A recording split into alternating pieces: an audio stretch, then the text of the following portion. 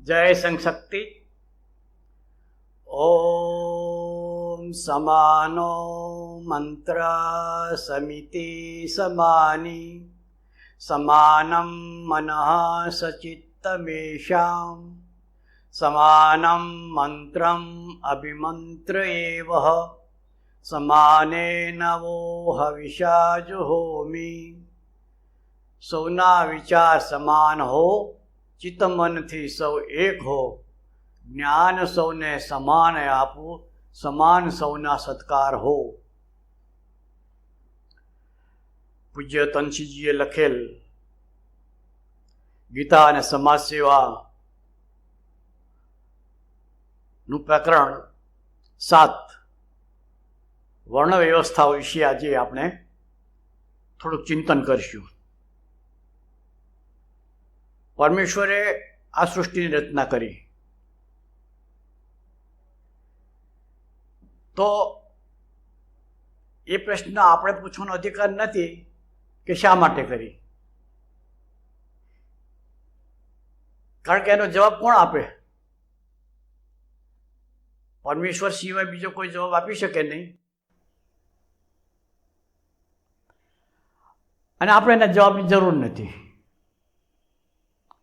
આપણે તેટલું સમજવાનું છે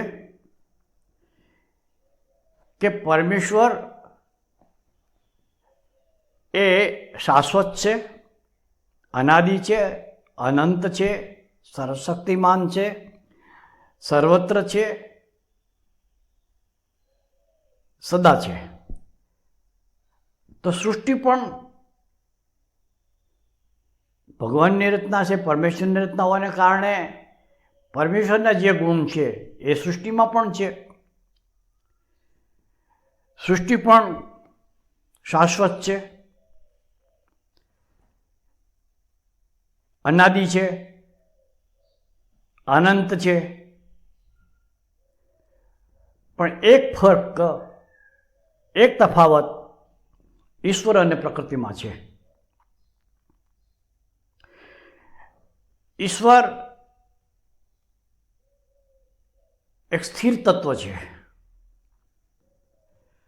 તથા અપરિવર્તનશીલ છે.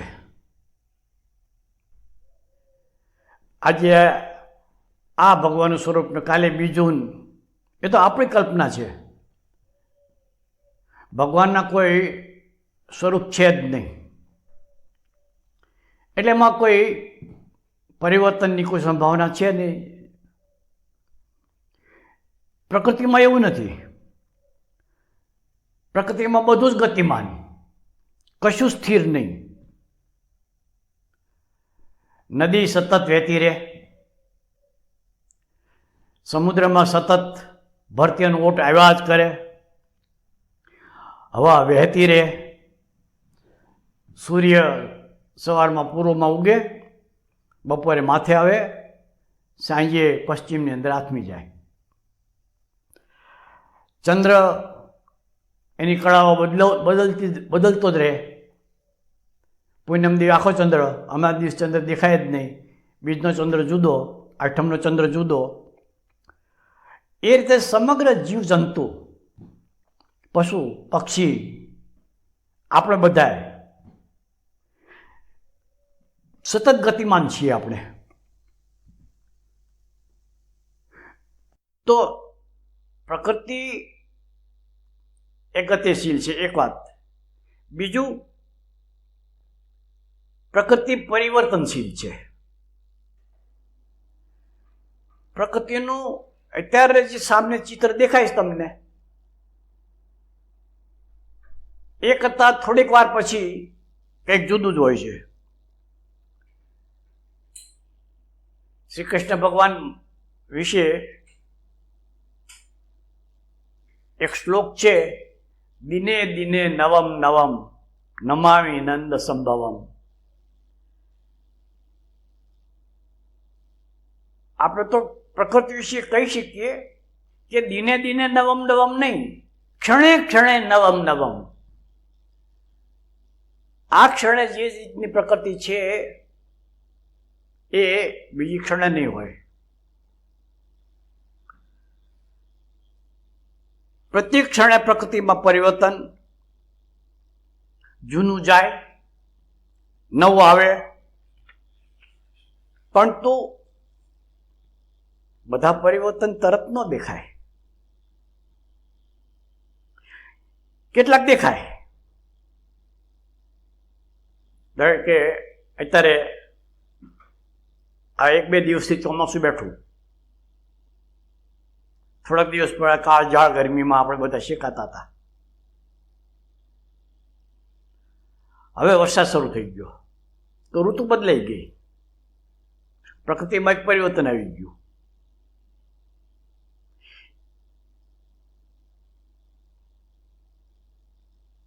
પણ તો મનુષ્યનું શરીર આપણે જોઈએ ઉદાહરણ તરીકે, એ શરીર ક્યારેક બાળક હતું, ક્યારેક યુવાન બન્યું, ક્યારેક વૃદ્ધ બન્યું, કોઈને ખબર ન પડે. પ્રકૃતિના બધા સ્વરૂપો બદલાતા રહે છે. પણ યાદ રાખજો, નાશ ન પામે, કોઈ સ્વરૂપ નષ્ટ ન પામે.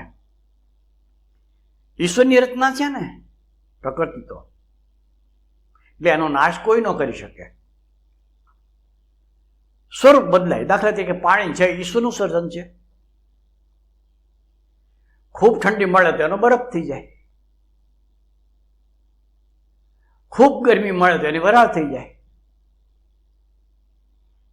એ બરફને ગરમી આપો તો પાણી થઈ જાય પાછું, વરાળને ભેગી કરીને એને ઠારો તો વળી પાછું પાણી બની જાય. આ પરિવર્તનશીલતા, આ વિભિન્નતા તથા વિચિત્રતા આ પ્રકૃતિના 3 સ્વભાવ. પરિવર્તનશીલ છે,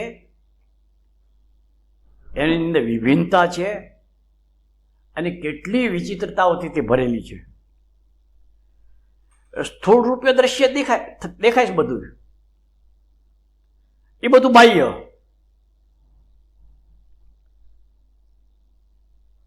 માણસ પ્રકૃતિનું એક અંગ છે, એટલે એ પણ પરિવર્તનશીલ છે. એમાં વિભિન્નતા કેટલી છે અને વિચિત્રતાનો પાર નથી. પ્રકૃતિમાં વિચિત્રતા તો જુઓ, જમીન જ છે, પાણી ત્યાં એ બેને સમાન આપવામાં આવે છે. 2 ક્યારા છે, એકમાં શેરડી વાવી છે, એકમાં મરચાં વાવ્યા છે. જમીન એ જ છે, પાણી જેટલું જ આપવામાં આવે છે, ખાતર બંનેમાં સરખું આપવામાં આવે છે. પણ શેરડીનો રસ મધુર, મરચાં તીખા. કોણ સમજાવી શકે કે આવું કેમ બને છે? આ પ્રકૃતિની વિચિત્રતા. વિભિન્નતાની વાત કરીએ છીએ. આપણું શરીર જોઈ લો, આ શરીર એક પ્રકૃતિનું અંગ જ છે. બધા જ અંગો બાહ્ય સ્વરૂપે ભિન્ન ભિન્ન, એનો આકાર જુદો, એનો વજન જુદું, એનું કદ જુદું. આ બધી વિભિન્નતા છે.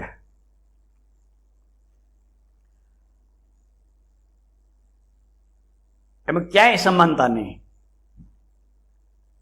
આ બાહ્ય સ્વરૂપમાં વિભિન્નતાની વાત કરી. એ સાથે સાથે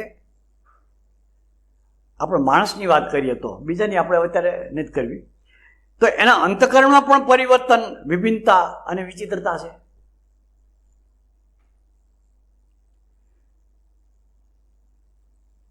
બે વ્યક્તિના મન સમાન નથી, અને એટલે કહેવામાં આવ્યું તુંડે તુંડે મતિર ભિન્ના.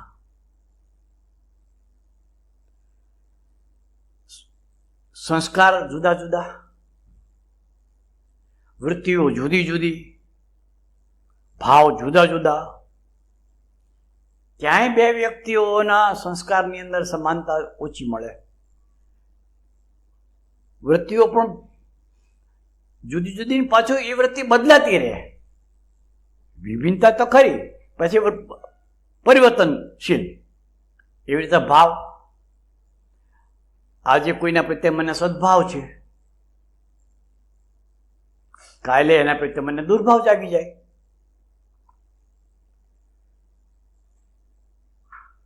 આજે મને કોઈ એક વસ્તુ અથવા કોઈ વ્યક્તિ સુખદાયક લાગે છે, મને બહુ ગમે છે, પણ ક્યારે વૃત્તિ બદલાય કોઈ કહી ન શકે. એટલે જે સુખદાયક લાગતું હતું એ દુઃખદાયક થઈ ગયું.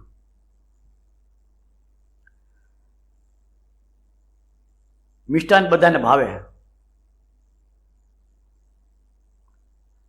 લાડુ થાળીમાં આવે, પાણી આવી ગયું ને મોઢામાં.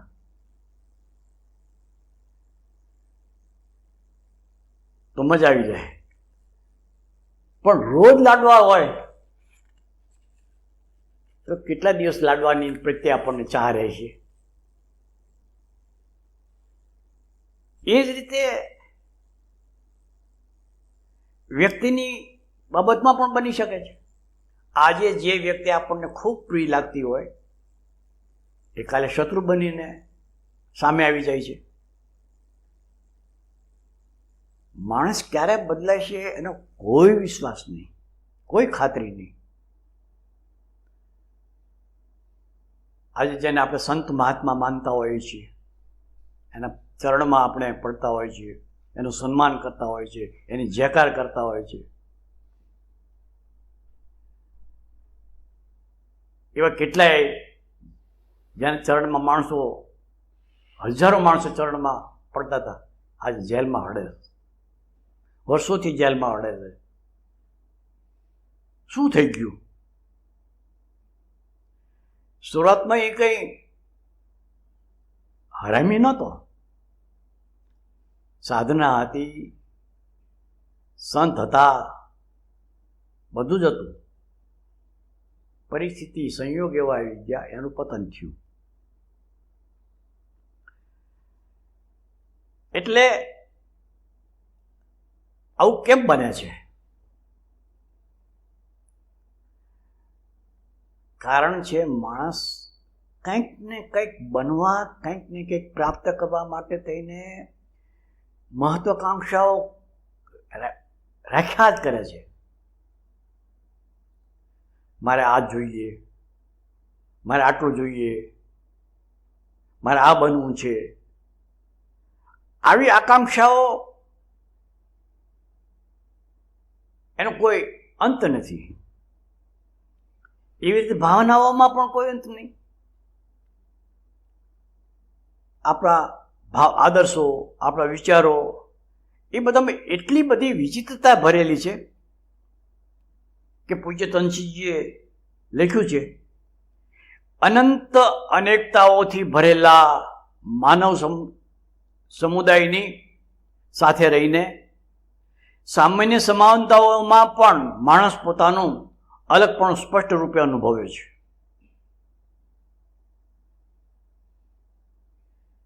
સમજવા જેવું વિધાન છે. આ તો પૂજ્ય તનસિંહજીના શબ્દો છે. એમ કઈ સહેલે છે એમને વાંચવા એટલે સમજાય જાય એવું નથી હોતું, થોડુંક ચિંતન કરવું પડે. પૂજ્ય તનસિંહજીએ લખ્યું છે, અનંત અનેકતાઓથી ભરેલા માનવ સમુદાયમાં અનંત, એમાં પરિવાર આવી ગયો, સમાજ આવી ગયો, માણસો કારખાનામાં કામ કરતા હોય, ઓફિસોમાં કામ કરતા હોય, મેળાઓને ટોળે ટોળા ભેગા થતા હોય, બજારની અંદર માણસો ભીડ લગતી હોય, એને કહેવાય અનંત અનેકતા. એ સમુદાયની અંદર સાથે રહે છે, બધા પરિવારમાં રહે છે, સમાજમાં રહે છે, ઓફિસોમાં કારખાનામાં કામ કરે છે. એ વખતે સામાન્ય સમાનતાઓમાં, બધામાં કંઈક સામાન્ય સમાનતાઓ પણ છે. દાખલા તરીકે માણસ વિચાર કરતો જ રહે છે, બધાને વિચાર આવતા હોય. સારા કે ખરાબ એ અલગ વસ્તુ છે, પણ વિચાર તો બધા જ કરે. આ સામાન્ય તત્વ. ભૂખ બધાને લાગે, પ્રેમ બધાને જોઈએ. આવી કેટલીક સમાનતાઓ એની અંદર પણ માણસ પોતાનું અલગપણું સ્પષ્ટ રૂપે અનુભવે છે. તમે પરિવારમાં હો તો પણ તમે તમારી જાતને એ પરિવારથી થોડાક અલગ તો માનો જ છો. એવું બને ને કે જમવાનો ટાઈમ થઈ ગયો છે, પરિવારના બધા કે ચાલો જમવા. એ વખતે કદાચ તમને ભૂખ ન લાગી હોય તો કહો મારે અત્યારે જમવું નથી, તો પરિવારથી અલગ થઈ ગયા ને. ઓફિસમાં બધા વ્યવસ્થિત રીતે કામ કરી રહ્યા છે, ગમે તે થયું, તમારું માથું દુખવા લાગ્યું તો બધા વચ્ચે તમે અલગ પડી ગયા.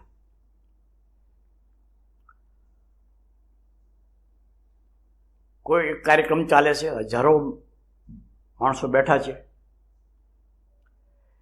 એમાં માઇક ઉપરથી એનાઉન્સમેન્ટ થાય, રમણલાલ પટેલ ફલાણા ગામના, એમને આ સ્ટેજ પાસે કોઈ મળવા માગે છે. હજારો બેઠા છે, એમાંથી બીજા કોઈ નહીં ઊભા થાય. રમણલાલ નામનો પટેલ જે છે એ ઊભો થઈને ત્યાં જશે, બીજા કોઈને સંબંધ નહીં. તો આ અનેકતાની અંદર પણ પોતાની જાતને વ્યક્તિ અલગ માને છે, માની શકે છે. આપણે ક્ષત્રિય ક્ષણમાં જોઈ લ્યો ને,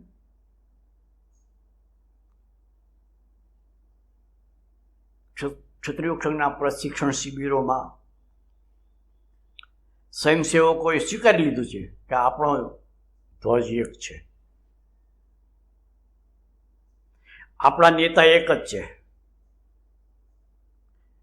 સંઘ પ્રમુખ શ્રી એક જ તે, 2-4 સંઘ પ્રમુખ શ્રીઓની ધ્યેય એક જ છે.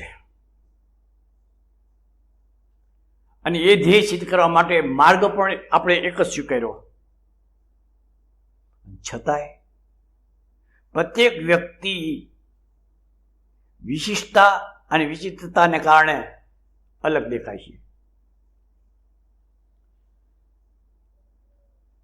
પ્રત્યેકની રુચિ અલગ છે, સંસ્કાર અલગ છે, જે વાતાવરણમાંથી આવે છે એ વાતાવરણ અલગ છે, એની અસર લઈને જ આવે છે બધા. એમ કઈ સરળતાથી એનાથી મુક્ત થઈ જવું એ કંઈ બધા ન કરી શકે.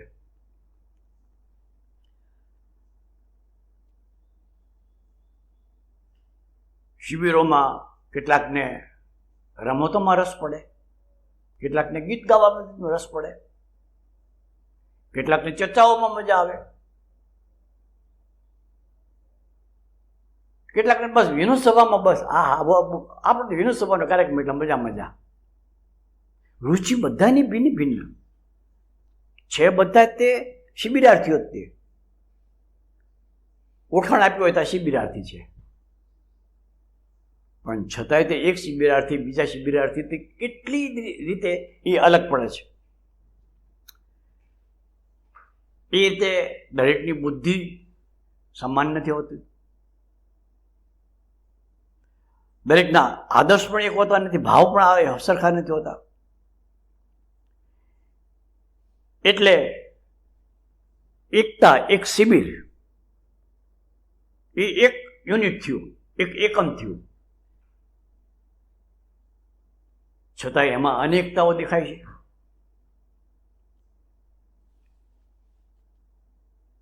આપણે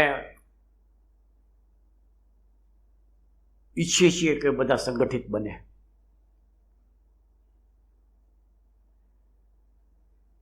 એક બનો, નેક બનો, સંગઠિત બનો, એવા નારાઓ, એવા ગીતો, પ્રવચનો, ઉપદેશો પ્રકૃતિદત્ત ભિન્નતાને દૂર કરી શકે જ નહીં.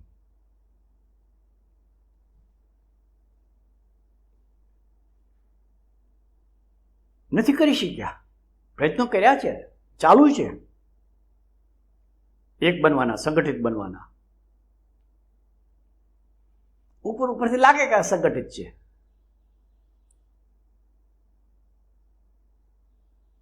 પણ આપણે જે મંત્ર બોલીએ છીએ ને, સમાન એવા આકૃતિ, શું બધાનો આકૃતન, બધાનો માપદંડ સરખો થઈ ગયો? ક્ષત્રિય સંઘને બધા એક જ દ્રષ્ટિથી જુએ છે, સમાજના પ્રમુખશ્રીને બધા એક જ દ્રષ્ટિથી જુએ છે. પોતાની જાતને પણ આજે તમે જે દ્રષ્ટિથી જુઓ છો એની કરતાં કાલે તમારી પ્રત્યે તમને જુદો જ વિચાર આવે છે.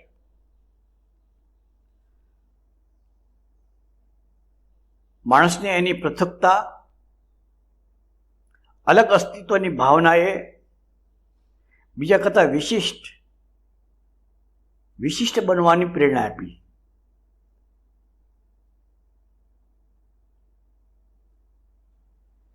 રહે છે સમૂહમાં, સમાજમાં, પરિવારમાં, અરે સંઘમાં પણ એ હંમેશા ઈચ્છવાનો માણસ કે આ જે બધા છે એની કરતાં હું કંઈક વિશિષ્ટ બનું.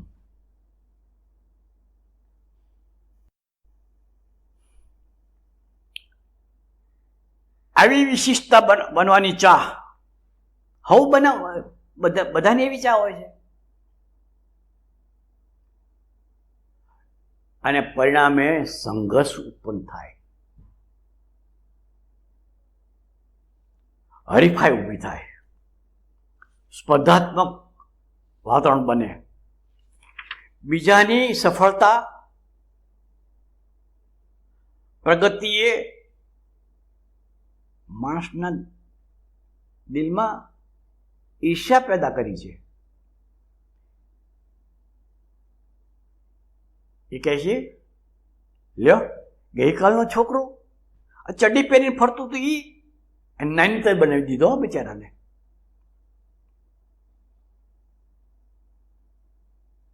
આજે હવાઈ જહાજમાં ફરે છે, જરૂર કંઈક ગડબડ છે. એ એના પુરુષાર્થ અને એને પ્રારબ્ધનો સ્વીકાર નહીં કરી શકે કે એને પુરુષાર્થ કેટલો જબરદસ્ત કર્યો. એક ગરીબ ઘરનો છોકરો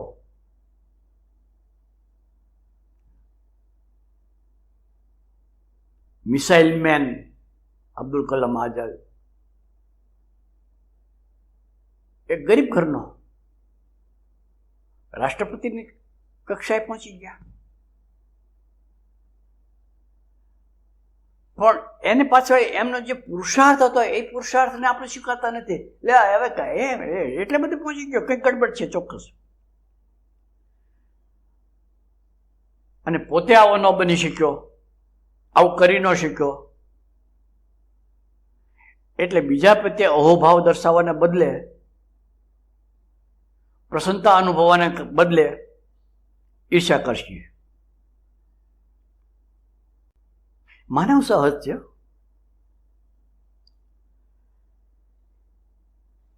એ સાથે પોતાનો સ્વાર્થ સિદ્ધ કરવામાં જે કોઈ બાધારૂપ બને, આડે આવે, એના પ્રત્યે દ્વેષ જાગે.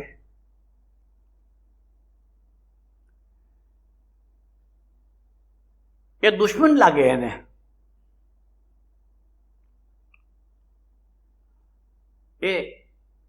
એને કારણે સંઘર્ષ પેદા થાય છે.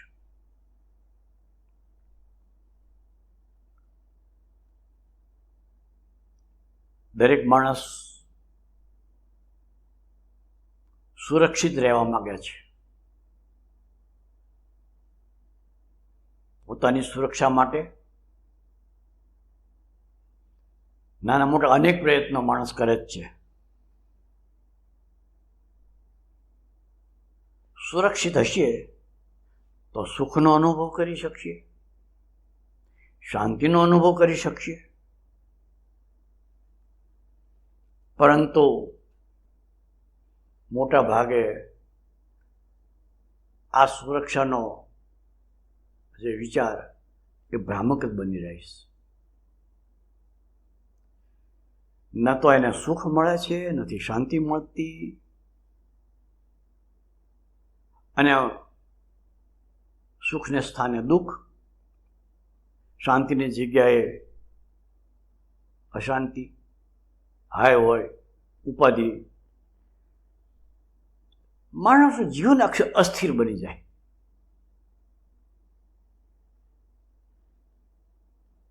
દુઃખી બનવામાં, અશાંત બનવામાં માણસને પ્રયત્ન નથી કરવા પડતા. ચા છે શાંતિની, શાંતિની ચા માટે થઈને એ અશાંતિને વરી લે છે. સુખી થવું છે તો દુઃખને વરી લે છે. આ સમસ્યા છે માનવ જીવનની.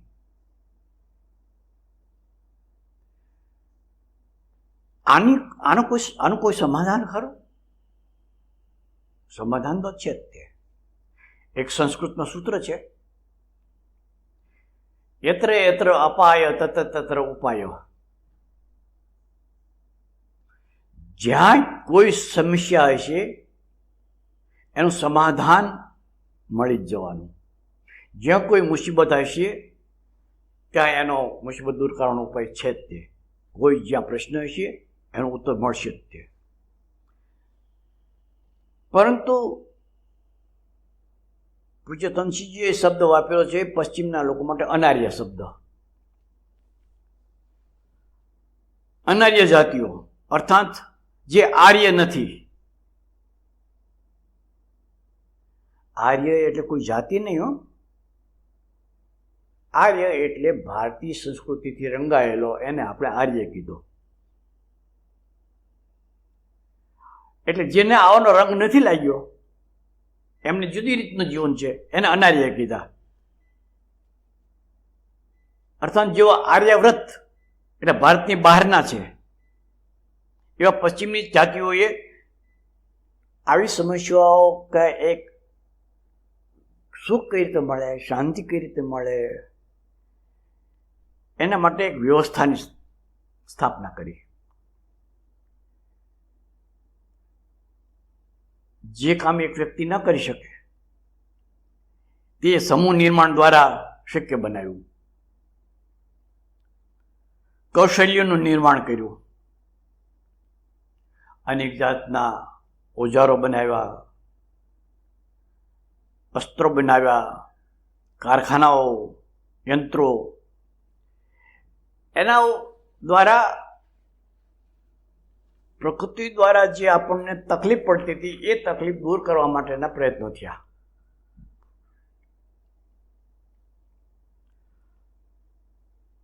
અને સુખ અને તૃપ્તિ, સંતોષ પ્રાપ્ત કરવા માટેના આ બધા પ્રયત્નો, એના માટે સંઘર્ષ કર્યા. અને અલ્પાંશે માણસ એમાં સફળ પણ થયો છે. અલ્પાંશે કહેવું પડે કે અસફળ જ રહ્યો છે. કારણ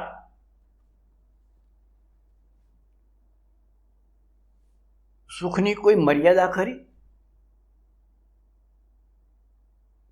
કે આટલું મળે, હું આ સ્થિતિએ પહોંચું એટલે હું સુખી થઈ જાઉં.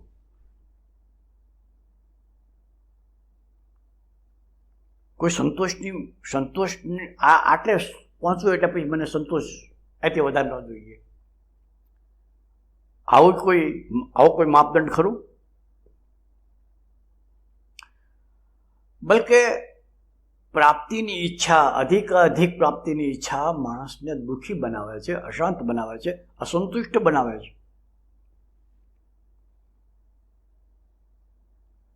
આપણે બૌદ્ધિકની અંદર એક ઉદાહરણ આપવામાં આવે છે ક્ષત્રિય સંઘના શિબિરોમાં, કે રાજા બીમાર પડ્યો.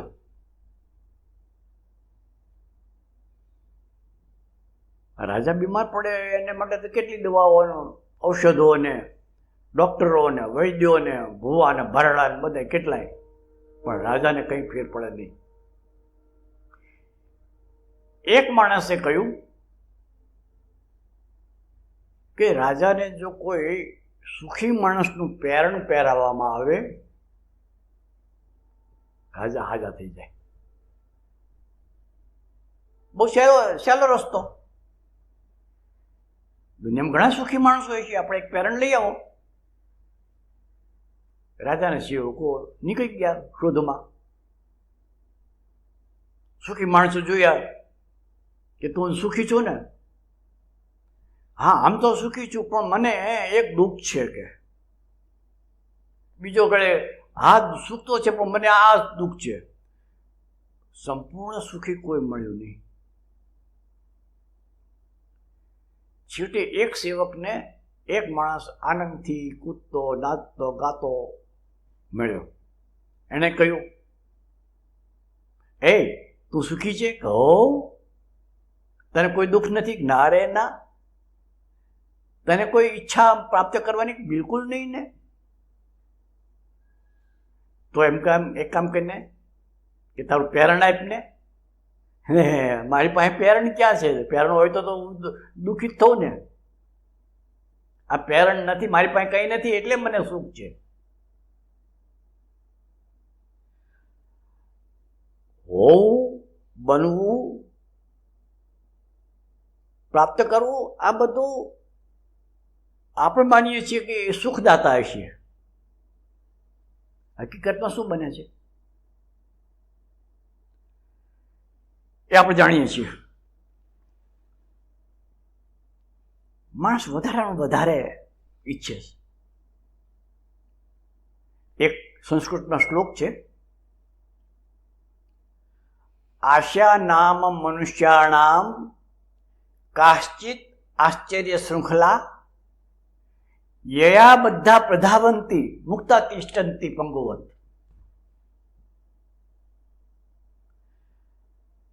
આશા નામ મનુષ્યાણામ કાશ્ચિત આશ્ચર્ય શૃંખલા. શૃંખલા એટલે બેડી.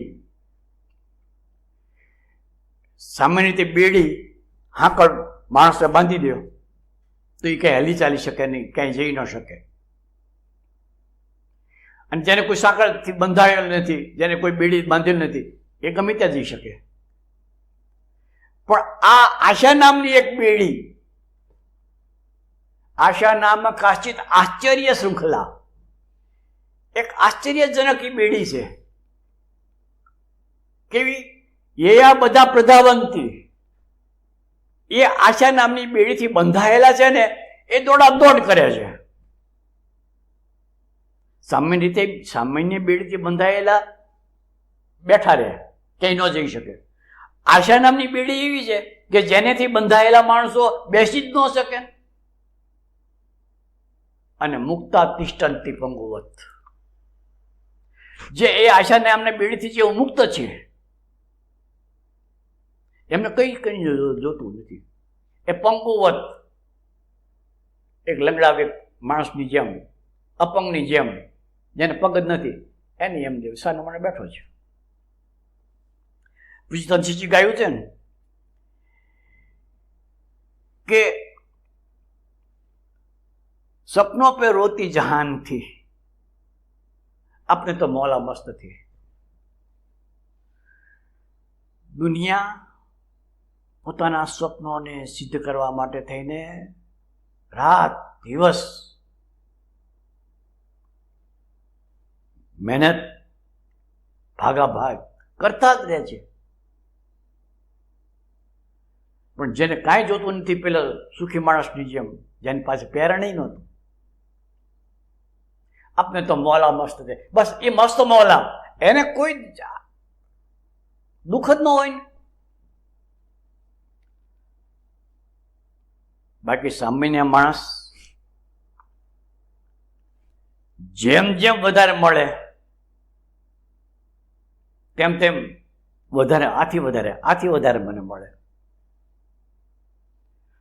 100 રૂપિયાથી જેને ચાલતું હતું એ છે કે 1000 રૂપિયા મળે ને તો વધારે અનુકૂળ. 1000 વાળો 10,000ની ઈચ્છા રાખે, 10,000 વાળો 10 લાખની ઈચ્છા કરે, 10 લાખ વાળો 10 કરોડ રૂપિયાની. કોઈ મર્યાદા જ નહીં.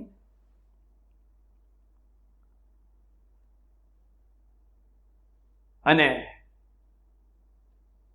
આ ઈચ્છા, આ મહત્વાકાંક્ષા, આ પ્રાપ્તિની પાછળની દોડ એ મનુષ્યના જીવનની અંદર સંઘર્ષ પેદા કરે છે.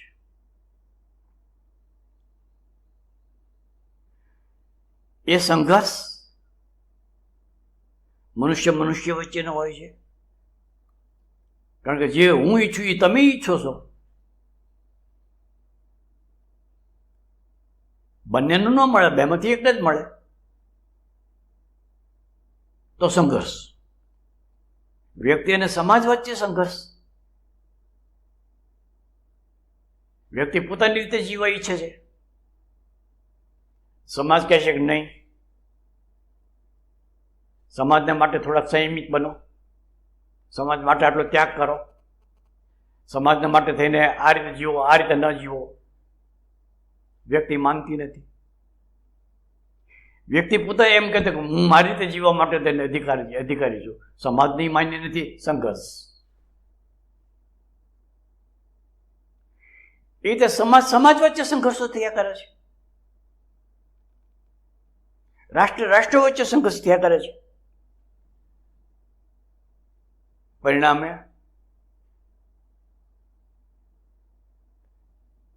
એક જાતિ, એક સમૂહ એનું નિર્માણ થયું. પણ એથી સંતુષ્ટ એટલીથી અટક્યા નહીં. એ જાતિની અંદર પણ ભિન્નતા તો રહી. તો પેટા જાતિઓ પેદા થઈ. વિચારધારા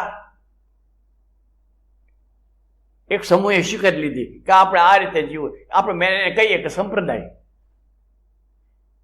એક સંપ્રદાય બની ગયો. એની અંદર માનનારા બધા એક સમાન રીતે જીવે. પણ માણસ જેવો વિચિત્ર પ્રાણી હાકડું ન રહે, શાંતિથી ન બેસે. એ સંપ્રદાયોની અંદર ફાંટા પડવા માંડ્યા.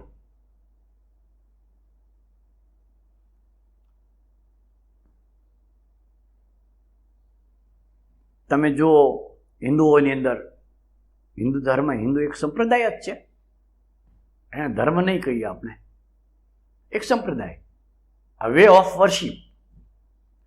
હિન્દુ આ રીતે પાઠ, પૂજા, ભક્તિ, ભજન કરે. મુસલમાન એમની રીતે કરે, ઈસાઈ એમની રીતે કરે. એટલે આ બધા સંપ્રદાય એક આરાધનાની, પૂજાની એક અલગ વિધિ, એને આપણે સામાન્ય રીતે ધર્મ કહીએ છીએ. એ રીતે એક હિન્દુ ધર્મ. પણ હિન્દુ ધર્મમાં પણ કેટલા ફાંટા. કોઈ શિવજીને માને શૈવ, કોઈ શક્તિને માને શાક્ત, કોઈ વિષ્ણુને માને વૈષ્ણવ. એમાં પાસે કેટલાય ફાંટા. જૈનોમાં જુઓ, કોઈ શ્વેતાંબર, કોઈ દિગંબર, કોઈ દેરાસરવાસી, સ્થાનકવાસી. એટલે આ તો બધું કેટલું તેની અંદર.